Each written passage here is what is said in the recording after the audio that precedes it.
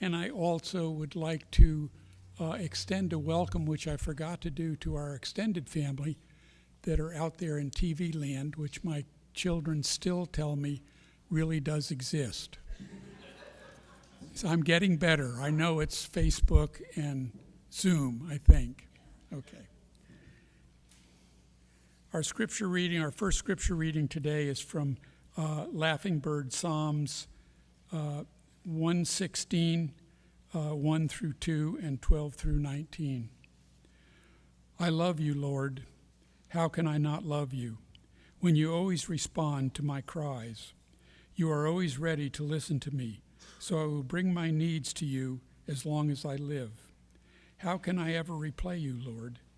What gift could ever express my gratitude?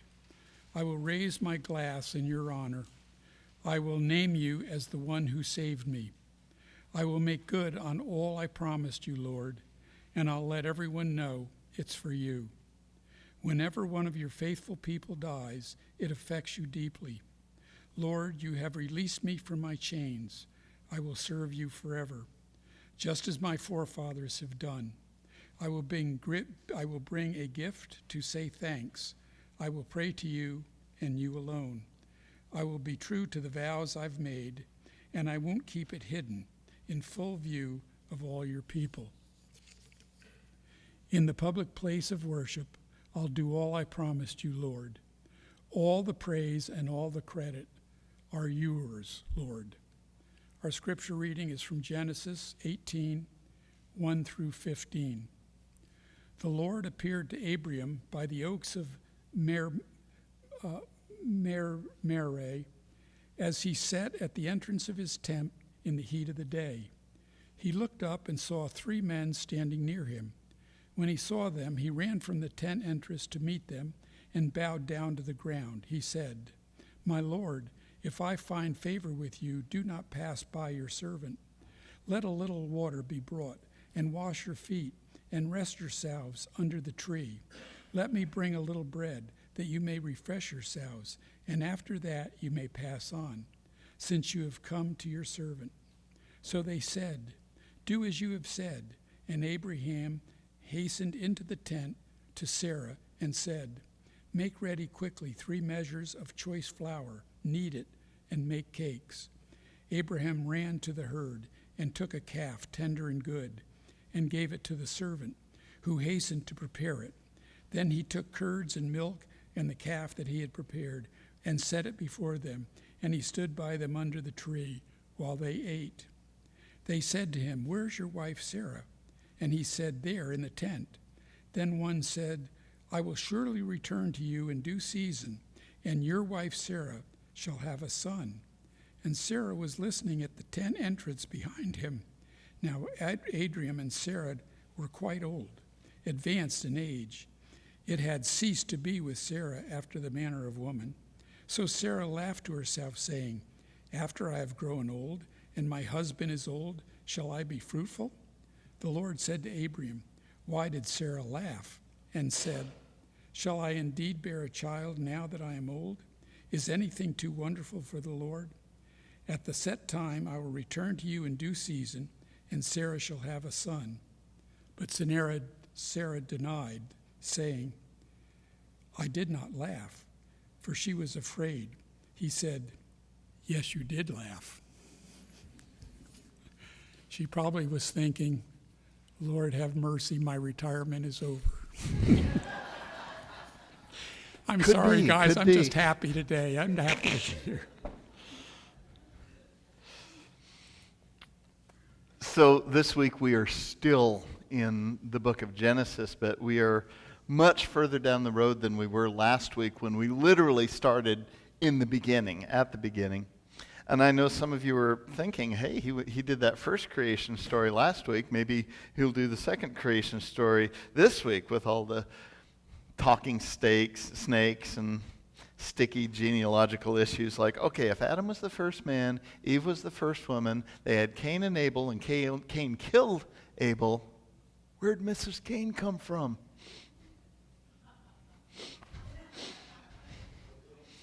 And I have already spent more time on this subject than I should have.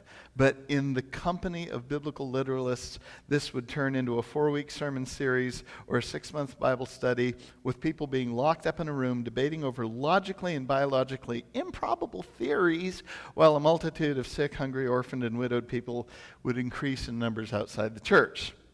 So, just saying. But fear not. Fear not. We are skipping ahead to a story that's a little more grounded than you find in earlier stories in Genesis.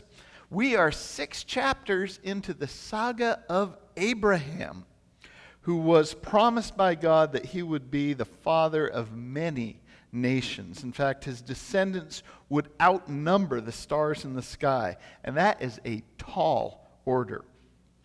The problem is that Abraham was 99 years old when God made this covenant with him. Could he fulfill his part of the bargain?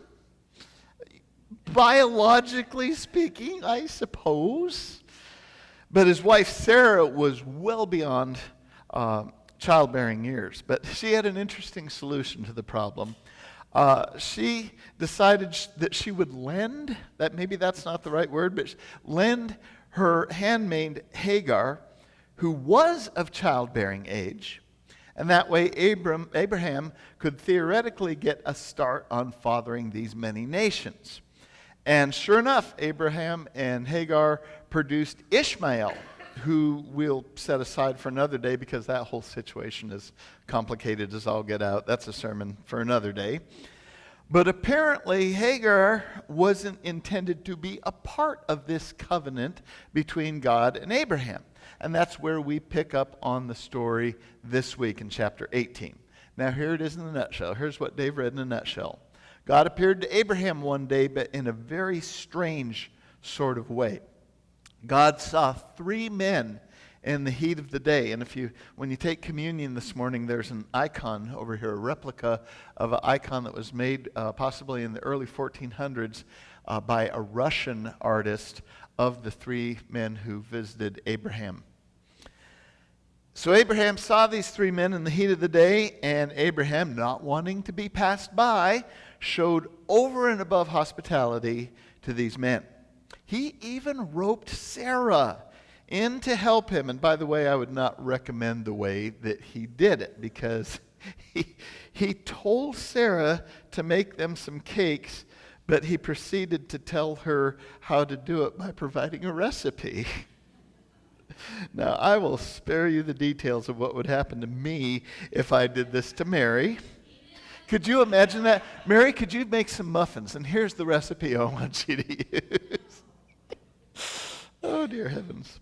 So while Sarah was busy making her resentment cakes, the 3 men asked Abraham, "Hey, where's your wife Sarah?"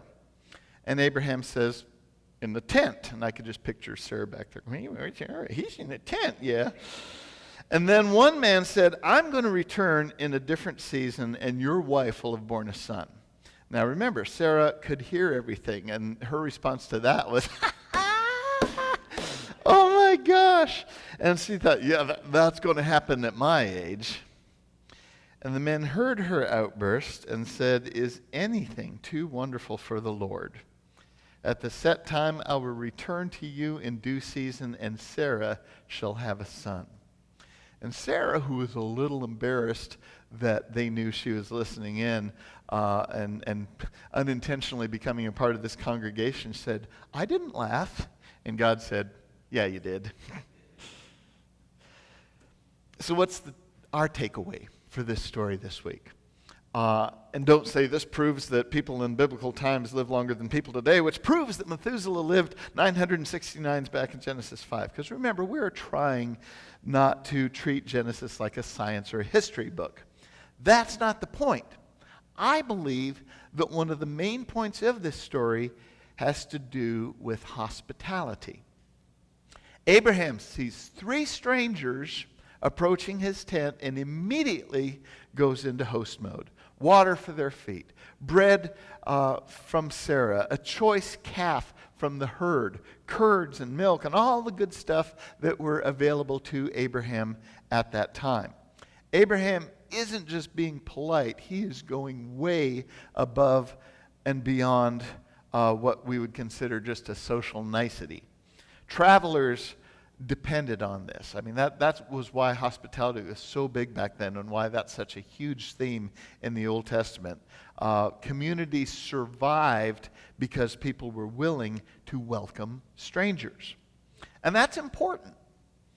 Scripture repeatedly calls God's people to welcome the stranger, care for the traveler, and make room at the table. But I still don't think that's the deepest thing that's happening here in this story. Because if this story was simply about hospitality, then it would read like some kind of a chart or some kind of a reward system. You know, Abraham was generous, so God gave him a son. And so the lesson is be nice to strangers and maybe God will give you something that you've always wanted too. But that's not how grace works, you know? Besides, God had already promised Abraham this multitude of descendants long before these visitors arrived. So the promise existed before the meal was even served. What if Abraham's hospitality isn't the main event? What if it's simply the doorway through which we notice God's hospitality? Because when you look closely, God is the one who's making room. God is the one who comes near. God is the one who comes to Abraham and Sarah's ordinary life. God hears the hopes and disappointments. God refuses to let their future be defined by their limitations. Abraham offers a meal, but God offers a future. Abraham opens his tent, but God opens a possibility that Abraham and Sarah can't even imagine. The greater hospitality, I think, in this story belongs to God. So last week we read about how God spoke creation into existence out of chaos and emptiness. In our story this week, God speaks a future into existence where there is barrenness and impossibility. And the same creative God who says, "Let there be light," now says, "Sarah will bear a son." The common thread is not biology. It's divine creativity. God creates what does not yet exist. God makes room for life where there appears to be no room for life. That's why Sarah laughs. She isn't doubting pregnancy as much as she's doubting the possibility of a new future. I mean, she'd lived with disappointment way too long. She has become brutally practical as a result. And we understand that, because how often do we say, well, I'm just being realistic? See, that's where Sarah is. She's just being realistic. And yet God's response to her isn't anger. It's a question. Is anything too wonderful for the Lord? Not, is anything possible in some abstract sense, but is anything too wonderful, too extraordinary, too surprising, too life-giving? And maybe that's where this story meets us. Most of us know what it's like to think like Sarah. Not cynical, not faithless, just realistic. We've lived long enough to know that some dreams just don't come true. Some prayers seem to go unanswered. Some relationships never become what we hoped that they would become. Some hurts linger longer than we expect. Some churches don't look like they did 30 years ago or 40 years ago, or in our case, like 150 years ago. Some parts of ourselves feel as though they've become settled and fixed. And after a while, we stop expecting much to change. We don't laugh because we're mocking God. We laugh because we've learned to protect ourselves from disappointment. Sarah's laughter is the laughter of someone who has stopped imagining a new future. And yet God comes to her tent anyway. God doesn't wait for the perfect faith. God doesn't wait for certainty. God doesn't wait until Sarah believes. God simply shows up and says, hey, I'm not finished yet. The same God who spoke light into darkness in Genesis 1 now speaks possibility into barrenness in Genesis 18. The same God who created a world where there was no world created a future where Sarah saw no future. And that's what God does. God creates. God brings life. God makes room. And maybe that's the good news for us today, right? Not that God will necessarily give us everything we've ever wanted. Not that every prayer will be answered exactly how we hoped. Not that every impossible situation will suddenly become possible. The good news is that God is still showing up at the tent doors of ordinary people like you and me. God is still extending hospitality to a weary world. God is still speaking life where we can only see limitations. God is still creating futures that we cannot even imagine. So maybe the question for us is not whether God can do what seems impossible. The question is whether we will leave a little room in our lives for, let's call it, holy surprise. Whether we will trust that God's creative work is not finished. Whether we will dare to believe that the final chapter has not been written. Because the God who came to Abraham and Sarah's tent is still coming to ours. And the God who asked, is there anything too wonderful for the Lord, is still asking that question today.